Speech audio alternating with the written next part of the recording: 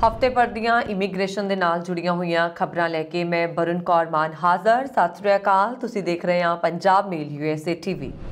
America 'ਚ ਰਹਿੰਦੇ ਭਾਰਤੀਆਂ ਲਈ ਬੁਰੀ ਖਬਰ, ਗ੍ਰੀਨ ਕਾਰਡ ਨੂੰ ਲੈ ਕੇ ਈਗਲ ਐਕਟ ਖਾਰਿਜ।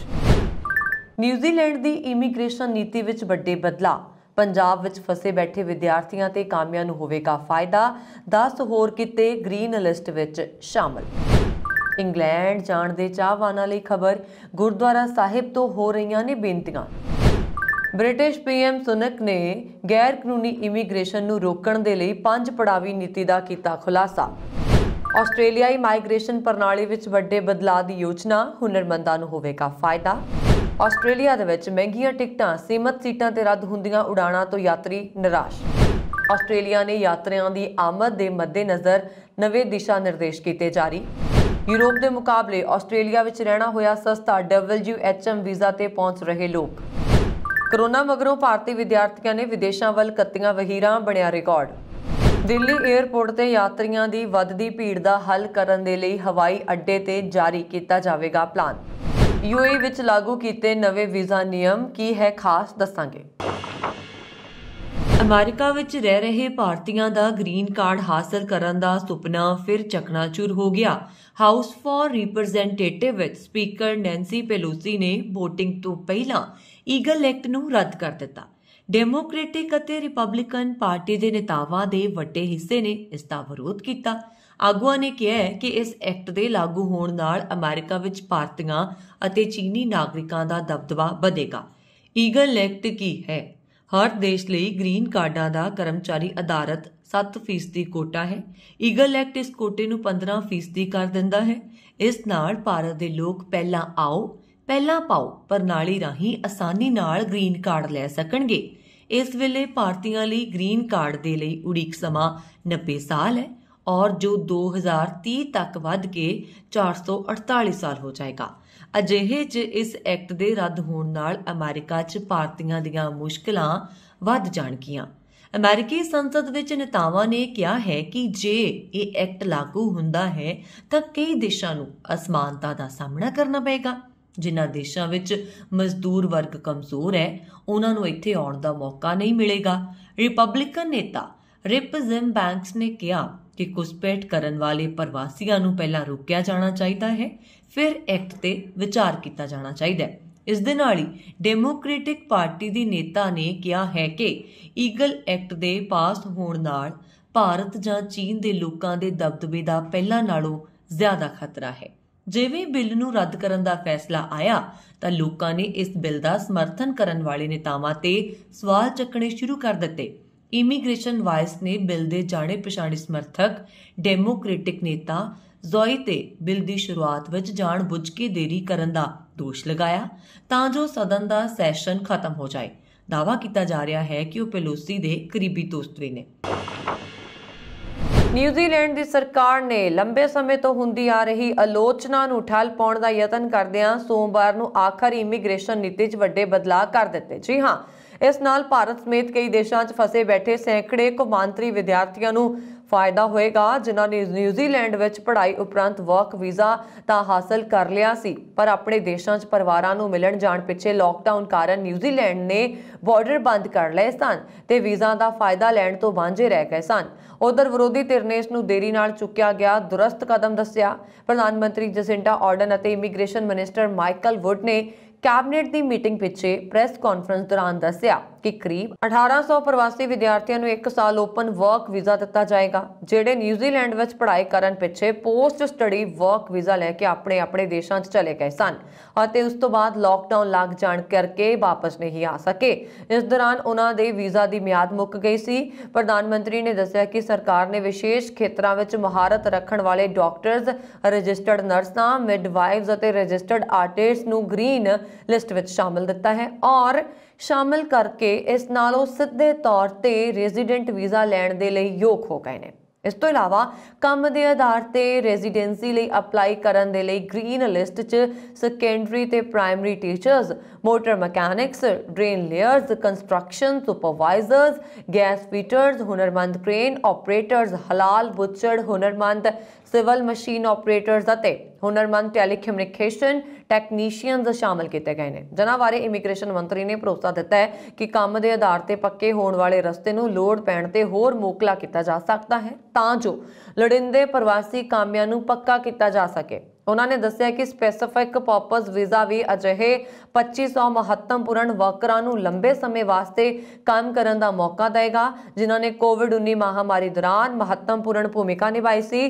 ਪਰ 2021 ਰੈਜ਼ੀਡੈਂਸ ਵੀਜ਼ਾ ਪ੍ਰਾਪਤ ਕਰਨ ਦੇ ਲਈ ਯੋਗ ਨਹੀਂ ਸਨ। ਉਧਰ ਨਿਊਜ਼ੀਲੈਂਡ ਵਿੱਚ ਵਿਰੋਧੀ ਧਿਰ ਨੈਸ਼ਨਲ ਪਾਰਟੀ ਦੇ ਇਮੀਗ੍ਰੇਸ਼ਨ ਮਾਮਲਿਆਂ ਨਾਲ ਸੰਬੰਧਿਤ ਤਰਜਮਾਨ ਐਰਿਕਾ ਸਟੈਨਫੋਰਡ ਨੇ ਫੈਸਲੇ ਦਾ ਸਵਾਗਤ ਕਰਦਿਆਂ ਕਿਹਾ ਕਿ ਨੈਸ਼ਨਲ ਪਾਰਟੀ ਦੇਸ਼ ਵਿੱਚ ਡਾਕਟਰਾਂ ਅਤੇ ਨਰਸਾਂ ਦੀ ਵੱਡੀ ਘਾਟ ਨੂੰ ਮਹਿਸੂਸ ਕਰਦਿਆਂ ਜੁਲਾਈ ਮਹੀਨੇ ਤੋਂ ਆਵਾਜ਼ ਚੁੱਕ ਰਹੀ ਹੈ। ਇਸ ਕਰਕੇ ਦੇਰੀ ਲਈ ਲੇਬਰ ਸਰਕਾਰ ਨੂੰ ਮਾਫ ਨਹੀਂ ਕੀਤਾ ਜਾ ਸਕਦਾ। ਜ਼ਿਕਰਯੋਗ ਹੈ ਕਿ ਸੱਤਾਧਾਰੀ ਲੇਬਰ ਪਾਰਟੀ ਤੇ ਪਿਛਲੇ ਲੰਬੇ ਸਮੇਂ ਤੋਂ ਦਬਾਅ ਪੈ ਰਿਹਾ ਸੀਗਾ ਕਿ ਦੇਸ਼ ਦੀ ਇਮੀਗ੍ਰੇਸ਼ਨ ਨੀਤੀ ਵਿੱਚ ਤਬਦੀਲੀ ਕੀਤੀ ਜਾਣੀ ਚਾਹੀਦੀ ਹੈ। ਇਸ ਦੌਰਾਨ ਬੀਤੀ 10 ਦਸੰਬਰ ਨੂੰ ਪਾਰਲੀਮੈਂਟ ਦੀ ਉਪਚੋਣ ਦੀ ਮੁਹਿੰਮ ਮੌਕੇ ਸੱਤਾਧਾਰੀ ਪਾਰਟੀ ਦੀ ਬਹੁਤ ਆਲੋਚਨਾ ਹੋਈ ਸੀ। ਇਸ ਕਰਕੇ ਹੈਮਿਲਟਨ ਵੈਸਟ ਹਲਕੇ ਦੀ ਪਾਰਲੀਮੈਂਟ ਸੀਟ ਲੇਬਰ ਪਾਰਟੀ ਦੇ ਹੱਥੋਂ ਨਿਕਲ ਕੇ ਵਿਰੋਧੀ ਨੈਸ਼ਨਲ ਪਾਰਟੀ ਦੀ ਝੋਲੀ ਵਿੱਚ ਚਲੀ ਗਈ। ਨਵੀਂ ਤਬਦੀਲੀ ਨੂੰ ਸੱਤਾਧਾਰੀ ਧਿਰ ਦੀ ਹਾਰ ਦੇ ਸਿੱਟੇ ਵਜੋਂ ਵੀ ਵੇਖਿਆ ਜਾ ਰਿਹਾ। ਇਮੀਗ੍ਰੇਸ਼ਨ ਦੇ ਨਾਲ ਸੰਬੰਧਿਤ ਇਹ ਲਿਸਟ ਇਸ ਸਾਲ ਜੁਲਾਈ ਮਹੀਨੇ ਜਾਰੀ ਕੀਤੀ ਗਈ, ਜਿਸ ਵਿੱਚ 85 ਅਜਿਹੇ ਕਿੱਤੇ ਸ਼ਾਮਲ ਕੀਤੇ ਗਏ ਨੇ ਜਿਨ੍ਹਾਂ 'ਚ ਵਰਕਰਾਂ ਦੀ ਘਾਟ ਸੀ ਅਤੇ ਇਹਨਾਂ ਵਿੱਚ ਕੰਮ ਕਰਨ ਵਾਲੇ ਪ੍ਰਵਾਸੀ ਕਾਮਿਆਂ ਨੂੰ ਤੁਰੰਤ ਰਿਹਾਇਸ਼ੀ ਵੀਜ਼ਾ ਦੇਣ ਦਾ ਪ੍ਰਬੰਧ ਹੈ। ਪਰ ਇਸ ਦੇ ਬਾਵਜੂਦ ਨਰਸਿੰਗ ਮਾਹਿਰ, ਡਾਕਟਰ ਅਤੇ ਮਿਡਵਾਈਜ਼ ਵਰਗੇ ਮਹੱਤਵਪੂਰਨ ਕਿੱਤੇ ਲਿਸਟ 'ਚੋਂ ਬਾਹਰ ਸਨ, ਜੋ ਹੁਣ ਸ਼ਾਮਲ ਕਰ ਦਿੱਤੇ ਗਏ ਨੇ। ਤੁਸੀਂ ਦੇਖ ਰਹੇ ਹੋ ਵੀਕਲੀ ਇਮੀਗ੍ਰੇਸ਼ਨ ਅਪਡੇਟ। ਭਾਰਤ ਤੇ ਇੰਗਲੈਂਡ ਵਿਚਕਾਰ ਇਮੀਗ੍ਰੇਸ਼ਨ ਨਿਯਮ ਨਰਮ ਹੋਣ ਤੋਂ ਬਾਅਦ ਭਾਰਤੀ ਵਿਦਿਆਰਥੀ ਵੱਡੀ ਗਿਣਤੀ ਵਿੱਚ ਇੰਗਲੈਂਡ ਜਾ ਰਹੇ ਨੇ। ਲੰਡਨ ਹੀਥਰੋ ਵਿਖੇ ਹਰ ਰੋਜ਼ ਵਿਦਿਆਰਥੀ ਪਹੁੰਚਦੇ ਨੇ, ਜਿਸ ਨੂੰ ਵੇਖਦਿਆਂ ਬਹੁਤਾਤ ਏਸ਼ੀਅਨ ਲੋਕਾਂ ਵੱਲੋਂ ਲਾਲਚ ਵਸ ਘਰਾਂ ਦੇ ਕਿਰਾਏ ਦੁੱਗਣੇ ਤਿੱਗਣੇ ਕਰ ਦਿੱਤੇ ਗਏ ਨੇ। ਅਜਿਹਾ ਕਰਕੇ ਜਿੱਥੇ ਵਿਦਿਆਰਥੀਆਂ ਦਾ ਸ਼ੋਸ਼ਣ ਕੀਤਾ ਜਾ ਰਿਹਾ, ਉੱਥੇ ਏਜੰਟਾਂ ਨੂੰ ਮੋਟੀਆਂ ਫੀਸਾਂ ਦੇਣ ਦੇ ਬਾਵਜੂਦ ਭਾਰਤੀ ਵਿਦਿਆਰਥੀਆਂ ਨੂੰ ਸੜਕਾਂ ਤੇ ਸੌਣ ਦੇ ਲਈ ਮਜਬੂਰ ਹੋਣਾ ਪੈ ਰਿਹਾ। ਭਾਰਤ ਤੋਂ ਲੰਡਨ ਆ ਰਹੇ ਜ਼ਿਆਦਾਤਰ ਵਿਦਿਆਰਥੀ ਪੰਜਾਬ, ਹਰਿਆਣਾ, ਰਾਜਸਥਾਨ, ਦਿੱਲੀ ਜਾਂ ਹੋਰ ਸੂਬਿਆਂ ਦੇ ਨਾਲ ਸੰਬੰਧਿਤ ਆਪਣੇ ਪਰਿਵਾਰਾਂ ਨਾਲ ਹਰ ਰੋਜ਼ ਹਵਾਈ ਜਹਾਜ਼ ਰਾਹੀਂ ਉਤਰਦੇ ਹੀ ਲੰਡਨ ਦੇ ਸਲੌ, ਸਾਊਥਹਾਊਸ, ਹੇਜ਼, ਹੰਸਲੋ ਆਦਿ ਸ਼ਹਿਰਾਂ ਵੱਲ ਆ ਰਹੇ ਨੇ। ਇੱਥੇ ਜ਼ਿਕਰਯੋਗ ਹੈ ਕਿ ਬਹੁਤੇ ਪਾੜੇ ਚੜ੍ਹਦੀ ਜਵਾਨੀ ਵਿੱਚ ਹੀ ਮੋਟਾ ਕਰਜ਼ਾ ਚੁੱਕ ਕੇ ਵਿਆਹ ਕਰਵਾ ਕੇ ਲੜਕੇ ਲੜਕੀਆਂ ਇੱਕ ਦੂਜੇ ਉੱਪਰ ਨਿਰਭਰ ਹੋ ਕੇ ਇੰਗਲੈਂਡ ਪਹੁੰਚ ਰਹੇ ਨੇ, ਜਿਨ੍ਹਾਂ ਦਾ ਵਿਦੇਸ਼ੀ ਧਰਤੀ ਤੇ ਕੋਈ ਜਾਣ ਪਛਾਣ ਵਾਲਾ ਤੱਕ ਨਹੀਂ ਹੁੰਦਾ।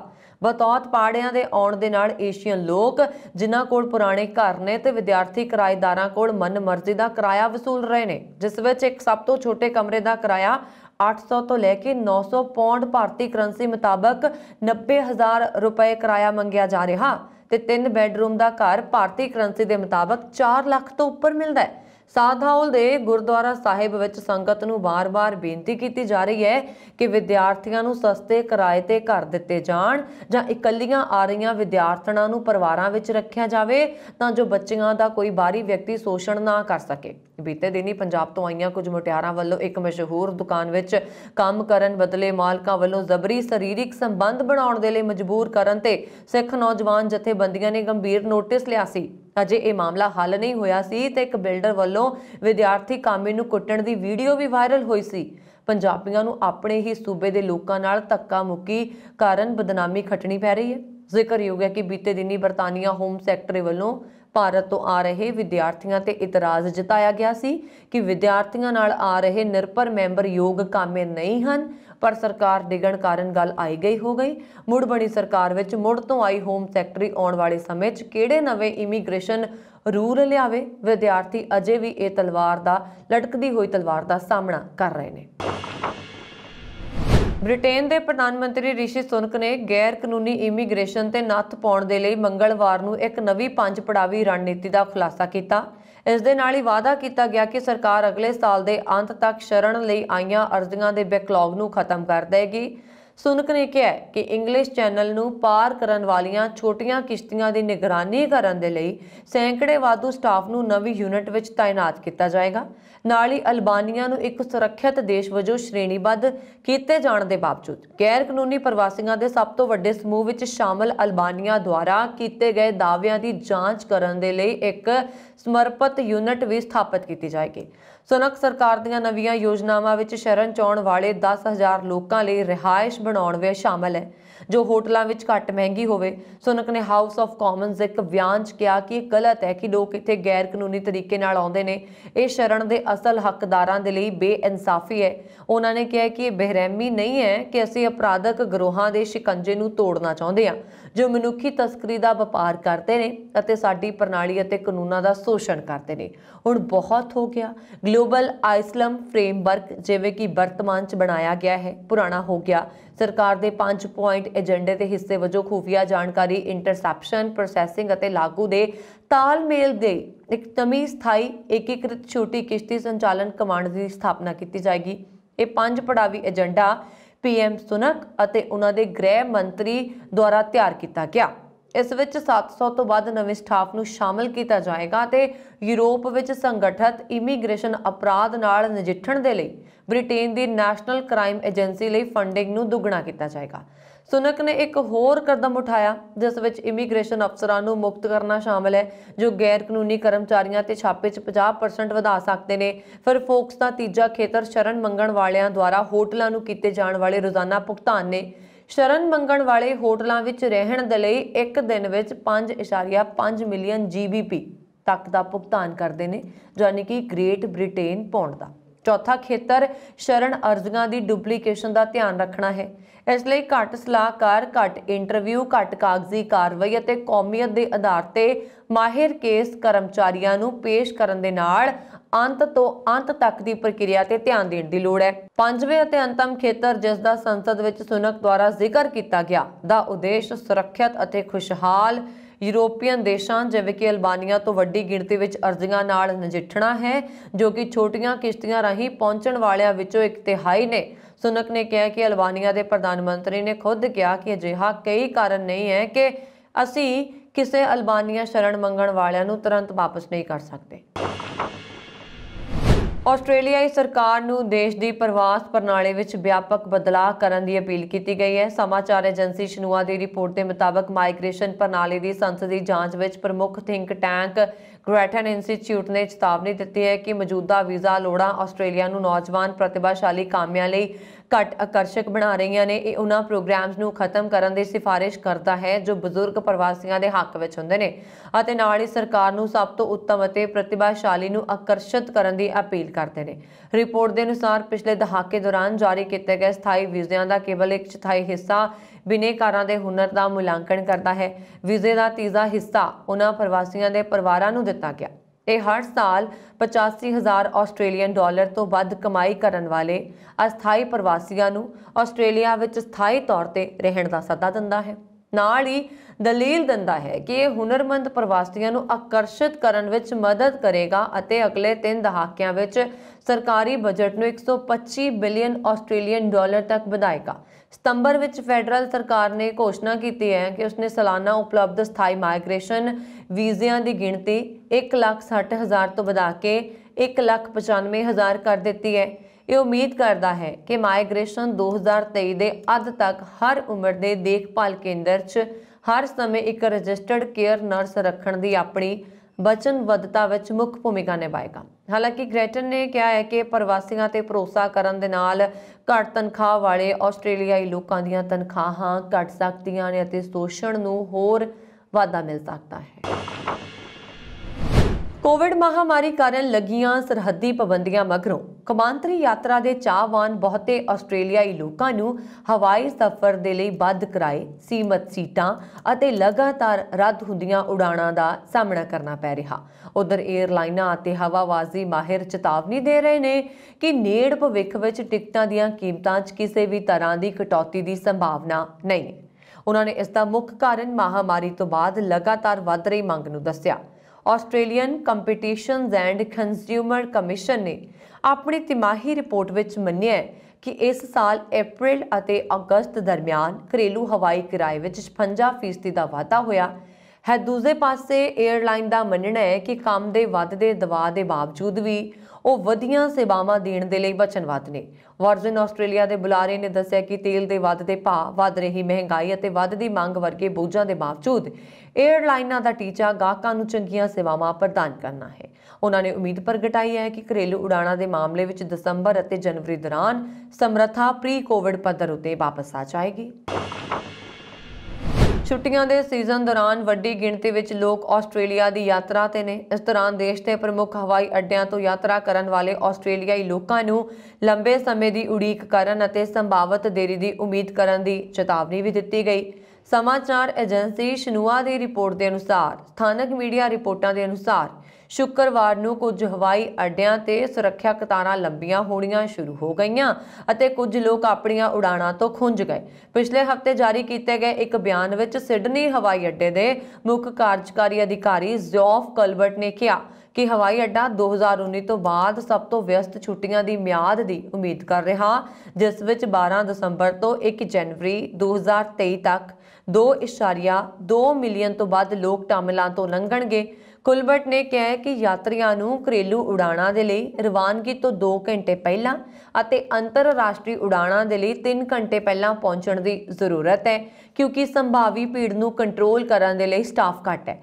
क्वीनसलैंड राज विच ब्रिस्बेन हवाई अड्डे के जनतक मामलों के मुखी स्टीफन ब्रैकेट ने कहा कि शुक्रवार को 14,300 लोग इंटरनैशनल टर्मिनल राही यात्रा करेंगे, जिन्हां विच बहुत सारे शनिवार तो पहला घर वापस जाण जां परिवार नूं मिलण दी कोशिश करेंगे। इस हफ्ते जारी की गई सी ये गल। ब्रैकेट ने कहा कि जे तुसीं यात्रा कर रहे हो तां असीं सिफारिश करदे हां कि तुसीं घरेलू उड़ाण तो 90 मिनट पहला पहुंचो अते अपणीਆਂ उबरां अते टैक्सियां नूं प्री बुक करो। ये सुनिश्चित करो कि तुसीं इस गल तो जाणू हो कि तुहाडे हत्थ दे समान विच की नहीं जा सकता अते याद रखो कि तुहानूं लंबा इंतजार करना पै सकता है। आस्ट्रेलिया का वर्किंग हॉलीडे मेकर वीज़ा लोगों को वड्डी गिणती विच आकर्षित कर रहा। ये एक विशेष वीज़ा है जिस तहत लोग 12 महीनों की छुट्टी ते आस्ट्रेलिया घूम सकते हैं। इस दौरान वो इकट्ठे अस्थाई नौकरी या पढ़ाई भी कर सकते हैं। उन्होंने बैकपैकर्स भी कहा जाता है। 2019 में 3 लाख तो वध सैलानी इस वीज़ा नाल आस्ट्रेलिया पहुंचे। हुण WHM वीज़ा धारक कोविड तालाबंदी हटण तो बाद वधदी महंगाई के बावजूद आस्ट्रेलिया विच कतार च खड़े ने। इसका कारण यह है कि यूरोप विच भी महंगाई अपने सिखर ते है। उन्होंने अपने मुल्कां नाल आस्ट्रेलिया विच रहना सस्ता लग रहा। दरअसल कोविड विच बैकपैकरां नूं रिहाइश प्रदान करन वाले कई होस्टल बंद कर दिते गए सन, जिस कारण हुण सैलानियां दे ठहरन दे लई जगह की घाट है। इस कारण किराया 50% वध गया। जिवें जिवें क्रिसमस नेड़े आ रहा, एयरलाइनस ਅਤੇ ਰਿਹਾਇਸ਼ਾਂ ਲਈ बुकिंग वध रही है। यात्रा वैबसाइट कायाक ते रिहाइश ਲਈ खोजां सतंबर अक्टूबर 2022 ਵਿੱਚ 2019 ਦੇ ਇਸੇ ਮਿਆਦ ਦੇ ਮੁਕਾਬਲੇ 127% ਵਧ ਗਈਆਂ ਨੇ। इस दौरान आस्ट्रेलियाई घरेलू हवाई किराए 2004 तो बाद अपने सब तो उच्चे पद्धर ते पहुंचे ने। अजे भी हज़ारां यात्री अजिहे ने जिन्हां नूं वर्किंग हॉलीडे मेकर भाव कामकाजी छुट्टियां बनाउण वाले वीजे दिते गए ने, पर वो घट हवाई किराए की उड़ीक विच अजे तक आस्ट्रेलिया नहीं पहुंचे। कोरोना महामारी तो बाद इंटरनैशनल ट्रैवल करन वाले हवाई यात्रियों की गिणती विच आई गिरावट की भरपाई भावें पूरी तरह नहीं हो सकी, पर पढ़ाई लई विदेश जाण वाले भारतीय विद्यार्थियों नूं कोरोना तो पहला 2019 के रिकॉर्ड नूं इस साल के पहले 11 महीनों में तोड़ दिते ने। ब्यूरो ऑफ इमीग्रेशन के अधिकारत अंकड़ों के मुताबिक इस साल 3 नवंबर तक 6,48,678 भारतीय विद्यार्थी विदेश गए और पिछले 5 साल में पढ़ाई लई विदेश जाण वाले विद्यार्थियों लिए यह सब तो वड्डी गिणती है। विदेश जाण वाले भारतीयों के इमीग्रेशन रिकॉर्ड ते उन्हां वल्लों अधिकारत तौर पर दी गई जानकारी के मुताबिक रोजगार, बिजनेस, री एंट्री ਜਾਂ सैर सपाटा के मकसद तो विदेश जाण वाले भारतीयों की गिणती फिलहाल 2019 तो घट है, जबकि पढ़ाई लई विदेश जाण वाले विद्यार्थियों की गिणती च चंगा वाधा होया। 2019 ਵਿੱਚ 2.52 करोड़ भारतीयों ने बिजनेस, रोजगार, पढ़ाई, सैर सपाटा ते होर मकसद के लिए विदेश यात्रा की सी। इस विचों 99.5 लाख भारतीयों ने री एंट्री ਜਾਂ रिहाइश के मकसद के नाल विदेश यात्रा की सी, जबकि 63.68 लाख भारतीय सैर सपाटे के मकसद के नाल विशेष गए सन। 42,11,000 भारतीयों ने विजिटर वीज़ा ते विदेश यात्रा की। इस साल 3 नवंबर तक 1,83,00,000 भारतीयों ने विदेश यात्रा की। अधिकारत अंकड़ियां तो यह पता लगता है कि रोज़गार के मकसद दे नाल पश्चिमी एशिया के देशों में वड्डी गिणती भारतीयों ने यात्रा की है और इस विच यूनाइटेड अरब अमीरात विच ज़्यादातर भारतीय रोज़गार के लिए गए हैं। हालांकि अंकड़ा 2019 के मुकाबले घट है, जबकि पढ़ाई के मकसद के नाल भारती यूके और कनेडा की यात्रा करते हैं और इत्थे जाण वाले भारतीयों की गिणती में लगातार वाधा हो रहा। इस साल ये गिणती 2019 के अंकड़े नूं पार कर गई है। 2019 में 6,17,000 भारतीय कनेडा गए हैं, जबकि इस साल 3 नवंबर तक 6,60,000 भारतीय कनेडा जा चुके हैं। इस तरह 7,45,000 भारतीयों ने यूके की यात्रा की सी, जबकि 2022 में यह अंकड़ा 7,45,000 नूं पार कर चुकिया। केरला के international institute of migration and development के चेयरमैन एस इरुदया राजन ने कहा कि वड्डी गिणती में भारतीय पढ़ाई के लिए विदेश जा रहे हैं और यह गिणती हुण 2019 के अंकड़े नूं भी पार कर चुकी है। दिल्ली हवाई अड्डे ते लगातार वधदी भीड़ दीआं शिकायतां नूं देखदिआं 4 पॉइंट एक्शन प्लान तैयार किए गए हैं। दिल्ली इंटरनेशनल एयरपोर्ट लिमिटेड के नाल विचार वटांदरे तो बाद तैयार की गई इस योजना नूं तुरंत प्रभाव नाल लागू किया जाएगा। इस एक्शन प्लान राही हवाई अड्डे ते यात्रियों नूं सहूलतां दित्तियां जाणगीआं। इस तो पहला मंत्री ज्योतिरादित्य सिंधिया ने मंत्राला नाल जुड़े कुछ सीनियर अधिकारियों नाल हवाई अड्डे नाल जुड़े अधिकारियों नाल मुलाकात की। सरकार की इस योजना तहत हवाई अड्डे ते एक्सरे स्क्रीनिंग सिस्टम की गिणती 14 तो वधा के 16 कर दी जाएगी। इस दे नाल ही ऑटोमैटिक ट्रे रिट्रीवल सिस्टम यानी कि ATIS मशीन भी लगाई जाएगी। हवाई अड्डे के 2 एंट्री पॉइंट गेट 1A ਅਤੇ गेट 8B ਨੂੰ यात्रियों की वरतों के लिए बदलिया जाएगा। इस दे नाल ही दिल्ली हवाई अड्डे के टर्मिनल 3 तो रवाना होने वालियां उड़ाणों की गिणती भी 19 तो घटा के शायद 14 हो जाएगी। खौड़ लेना नूं भी व्यवस्थित करन अते वाहन के जाम नूं कंट्रोल करन दे लई 4 ट्रैफिक मार्शल लगाए गए, जिस तो बाद ट्रैफिक मार्शलों की कुल गिणती 12 हो गई है। केंद्रीय नागरिक उड़ान मंत्री ज्योतिरादित्य सिंधिया ने मीडिया नूं दस्सिया कि उड़ाणों की गिणती बदद कारण पीक आवर्स च भीड़ हद तो वध रही है। असीं इस नूं घटावांगे तां जो यात्रियों नूं कोई भी असुविधा ना होए। इस समय दिल्ली हवाई अड्डे ते यात्रियों की सहूलत दे लई 14 एक्सरे स्क्रीनिंग मशीनां काम कर रही ने, पर यात्रियों की वधदी गिणती के मद्देनज़र 2 होर मशीनां शामिल करने की योजना है। दिल्ली हवाई अड्डे के एंट्री पॉइंट की वरतों की जाएगी। जहाज़ों की वध गिणती नूं देखते हुए पीक आवर्स च उड़ाणों की गिणती घट करन ते विचार किया जा सकता है। दिल्ली हवाई अड्डे ते भीड़ लगातार वध रही है, जिस कारण यात्रियों नूं भारी परेशानी का सामना करना पै रहा। जिस तो बाद हुण केंद्रीय उद्योगिक सुरक्षा बल ने वाधू सुरक्षा केंद्रां ते तैनाती दे लई 100 तो वध कर्मचारियों का समूह भी तैयार कर लिया। इन्हां नूं बंबई दिल्ली वर्गे हवाई अड्डियां ते भीड़ नूं कंट्रोल करन दा काम सौंपिया जाएगा। दस दिए कि केंद्रीय अर्ध सैनिक बल यानी कि CISF नूं राष्ट्रीय हवाबाजी सुरक्षा बल वजों नामजद किया गया। इस दे नाल ही फोर्स वालों इस संबंधी हवाई अड्डे के संचालकों, एयरलाइनां अते केंद्रीय शहरी हवाबाजी मंत्राला नूं सूचित कर दिता गया। CISF के एक सीनियर अधिकारी ने दस्सिया कि दिल्ली अते बंबई हवाई अड्डियां लई 4500 कर्मचारियों की मंजूरी है। इस दे लई 100 कर्मचारियों का समूह बनाया गया। उन्होंने कहा कि होर हवाई अड्डियां ते भारी हवाबाजी के मद्देनज़र असीं उत्थे भी पुरुष अते महिला कर्मचारियों की गिणती वधा सकते हैं। यह प्रबंध आउण वालियां छुट्टियां दौरान क्रिसमस अते नवे साल के जश्नां दौरान जारी रहेगा। संयुक्त अरब अमीरात ने अपने वीज़ा नियमां विच बदलाव किया है। इस नियम के लागू होने तो बाद जेकर नवे नियमां के मुताबिक वीज़े ते तुहाडा नाम नहीं लिखा गया तो तुहाडे देश विच आउण ते पाबंदी लग सकती है। नवे दिशा निर्देशों के अनुसार एक यात्री नूं यकीनी बनाना होएगा कि पासपोर्ट विच उसका पहला नाम अते उपनाम दोवां दा जिक्र है। जिन्हां यात्रियों के पासपोर्ट विच पहला नाम अते उपनाम दोवें नहीं, उन्हां नूं UAE विच दाखिल होने की आग्या नहीं होएगी। यह नियम केवल टूरिस्ट अते ऑन अराइवल वीज़ा ते UAE आउण वालियां ते लागू हुंदा है।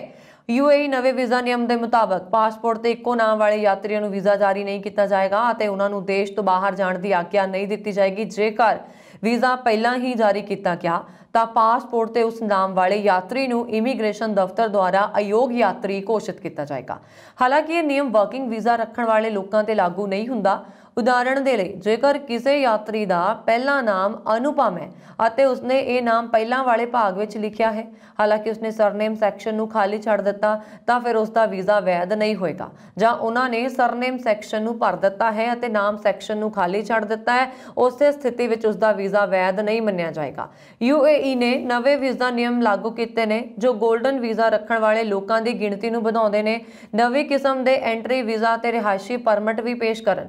ਵੀਜ਼ਾ ਧਾਰਕਾਂ ਨੂੰ 10 ਸਾਲਾਂ ਤੱਕ ਲੰਬੀ ਮਿਆਦ ਦੇ ਨਵਿਆਉਣਯੋਗ ਨਿਵਾਸੀ ਪ੍ਰਾਪਤ ਹੁੰਦੇ ਨੇ ਔਰ 골ਡਨ ਵੀਜ਼ਾ ਲਈ ਨਿਵੇਸ਼ਕ, ਉਦਮੀ ਜਾਂ ਡਾਕਟਰ, ਵਿਗਿਆਨੀ ਅਤੇ ਸ਼ਾਨਦਾਰ ਵਿਦਿਆਰਥੀ ਸ਼ਾਮਲ ਨੇ। ਇਹ ਦੇਸ਼ ਵਿੱਚ ਆਬਾਦੀ ਨੂੰ ਆਕਰਸ਼ਿਤ ਕਰਨ ਅਤੇ ਬਰਕਰਾਰ ਰੱਖਣ ਦੇ ਲਈ ਪੇਸ਼ ਕੀਤਾ ਗਿਆ। 골ਡਨ ਵੀਜ਼ਾ 2020 ਦੇ ਅਖੀਰ ਵਿੱਚ ਮਨਜ਼ੂਰ ਹੋਣਾ ਸ਼ੁਰੂ ਹੋ ਗਿਆ। 골ਡਨ ਵੀਜ਼ਾ ਹੁਣ ਕਾਨੂੰਨੀ ਹੋਏਗਾ ਭਾਵੇਂ ਲੋਕ UAE ਤੋਂ ਬਾਹਰ ਕਿੰਨਾ ਵੀ ਸਮਾਂ ਬਿਤਾਉਂਦੇ ਨੇ। ਇਹ ਸਨ ਇਮੀਗ੍ਰੇਸ਼ਨ ਦੇ ਨਾਲ ਜੁੜੀਆਂ ਹੋਈਆਂ ਅਪਡੇਟਸ। ਤੁਸੀਂ ਦੇਖਦੇ ਰਹੋ ਪੰਜਾਬ ਮੇਲ USA TV। ਵਰੁਣ ਕੌਰ ਨੂੰ ਦਿਓ ਆਗਿਆ। ਸਤਿ ਸ੍ਰੀ ਅਕਾਲ ਜੀ।